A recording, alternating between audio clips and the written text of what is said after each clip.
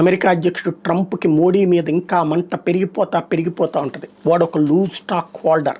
వాస్తవంగా వాడు అనకూడదు, ఒక అగ్రరాజ్యపు అధ్యక్షుడైనప్పుడు తన దేశ ప్రయోజనాల కోసం తను వ్యవహరించవచ్చు. కానీ అదొక నియంతలాగా, నిరంకుశవాదిలాగా, అహంకారిలాగా ఎదుటి వాళ్ళందరూ కూడా తన చెప్పు చేతల్లో ఉండాలనేటట్టు వ్యవహరిస్తే పడి ఉండడానికి భారతదేశం బ్రిటిష్ వాళ్ళ చేతుల్లో చెప్పులు మోసినటువంటి పరిస్థితుల్లో లేము. ఇప్పుడు తిరగబడ్డటువంటి బెబ్బులిలా పోరాడినటువంటి శక్తివంతమైనటువంటి దేశం.